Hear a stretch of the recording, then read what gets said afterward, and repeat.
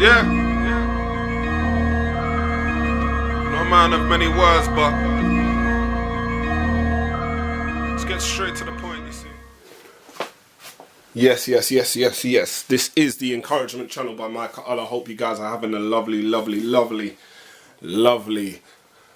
afternoon. All praises be to the Most High. It's good to see you guys once again.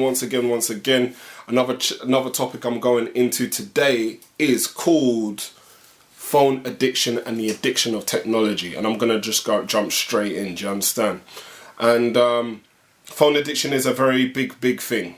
And addiction is something that a lot of people in the world, even when you look around, there's not one person you see whole got the phone glued to their face like that.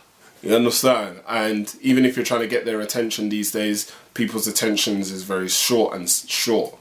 The experience I had when I was younger was when I had a mobile phone and I just said, you know what, if I've got a phone now, at least I can message people quickly, call people quickly. And, and back then we thought we was it, you know what I mean? So I think at the time when we started to kind of see that phones was something big out there, we just thought we were moving on up in the world and we thought we was untouchable.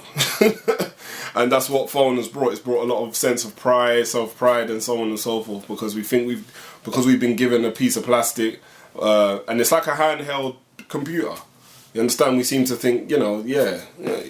But in this present world, yes, we do need certain things to get us through the day, get us through the week and things like that, because we live in a system built like that. But if it's used on the left-hand side, that's when it becomes a problem. You understand? Hence why when you look on TV today, social media and every other thing out there, it's heavily promoted because they're trying to take you away from your natural sense of your abilities, of what you can do when a phone is off.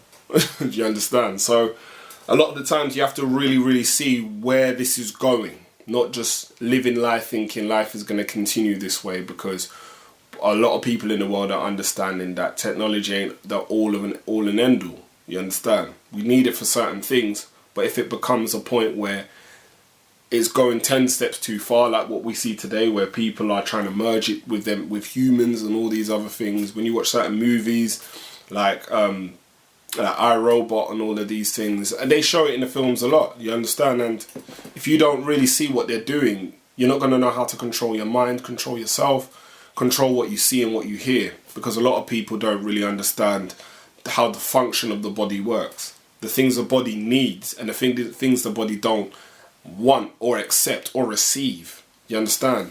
And through our conscience, we're so out of tune with our conscience that we don't know when we are in need of something or when there's things that we generally do not want at all. Do you understand? But I wanted to go into a quick topic. This one is called lemonade.com. You understand? And it goes into, here's why you can't stop looking at your phone. I'm going to jump straight in for the sake of time. Okay, so it says, how many times have you looked at your phone in the last hour? What about in the last 10 minutes if you're like most? The answer probably more than a few. For many of us, our phones have become the integral part of our day-to-day. In fact, US Chief Justice John Roberts Jr. stated that phones are such an instant part of daily life that a visitor from Mars might conclude they were an important feature of human autonomy, right? And it says, it's no question that this phenomenon is widespread. In recent study, 94% of participants reported feeling troubled when they didn't have their phone with them. 80% felt jealous when someone else had their phone, and 70% expected to feel depressed, panicked and helpless if their phone was lost or stolen, according to Psychology Today. So it just shows you that addiction people have. It's like it's part of your life. The people love their phone more than they love their husbands or their wives.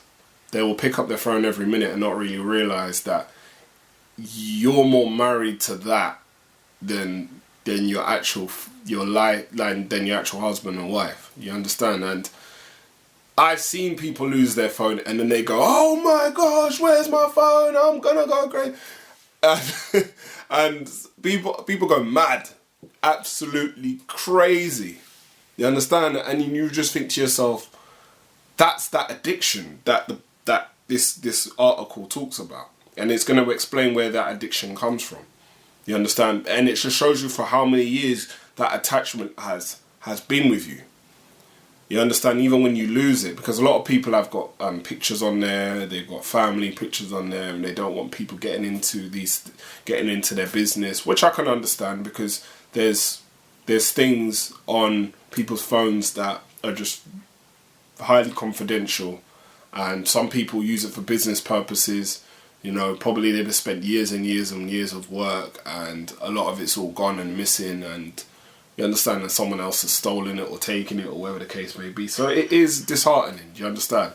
But it's just showing you having it even in your hand can just instantly have that lock on with you. You understand? That merge with you. And that's what we have to be very, very, very, very careful about. I'm going to go into the next bit. It says, little by little. This sudden increase in phone usage didn't happen overnight. It happened gradually, starting from a tiny molecule in our brains called dopamine. Here's what happens when you get your first smartphone. You probably did some things that made you feel good. Think reconnecting with a childhood bud, reading a nice text message from a friend, or getting notification. All of these activities cause a release of dopamine, right? And so it's all these positive and negative reactions you get when you get that release of dopamine. And someone sends you a horrible message, you kind of feel like, oh, that weren't nice. Or someone sends you a nice message, it's like, oh, that felt good. You understand? Because it's that dopamine that is reacting to that sense of feeling you get when you hear something good or bad. Do you understand? And it has you craving more. Do you understand? And you got to really look deeply, because sometimes when you look at certain apps, they're designed a certain way to kind of allure you with all the colours and all these little things to make you think it's a whole nother nice little bubble out there. Not really realising that addiction, that's part of the addiction. It's like when you click an app, the app's got all these colours and all this and that on it. It's got all these little mechanisms you can do, and you just go, wow. I want to hear more. I need to go back on Candy Crush. I got to go back on this. I got to go back on that. Now, I'm not saying don't play games, but what I'm saying is that addiction is a very subtle addiction. You understand? And if it's not controlled, it could take everything that you was raised in life to know with what's right and what's wrong will go out the door if you don't know how to control that temperate side of you, that side of you. Then this is why these things can be very, very dangerous. And I learned this from when I was a child. This is for experience. Okay? And then it says, what is dopamine? It's a neurotransmitter that makes you feel good. Our brains are designed to release dopamine when we do something that meets survival needs, like eating or having sex. Countless studies have shown that phone activity causes the release of dopamine in our brains, making us feel aroused, motivated and happy. Alright?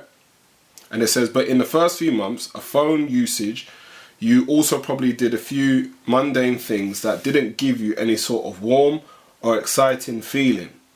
In mindlessly scrolling through oddly satisfying videos on Instagram, or looking at pictures of a stranger. And that's a big one, because a lot of the times we look on certain things and we think, who the heck is this on my phone? I don't know who the heck you are. And that's what comes with it. Do you understand? And this is why we have to also learn how to become more and more aware about the things we see, the things we hear and the things we do. But I just wanted to just give you a brief rundown on that. I'm going to be doing part 2 on this, and hopefully, most high willing, I'll continue with this more and more and more. Do you understand? And I hope this has been edifying for you, and I hope you can continue to understand how to control your habits, control these addictions, so you can be able to go forward and live a more of a motivated life, for you to be able to do things more productive. You understand? But I wish you all the best. Have a lovely afternoon, and I shall speak to you soon. Peace.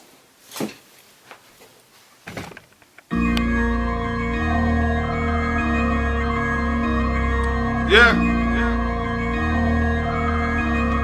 man of many words, but let's get straight to the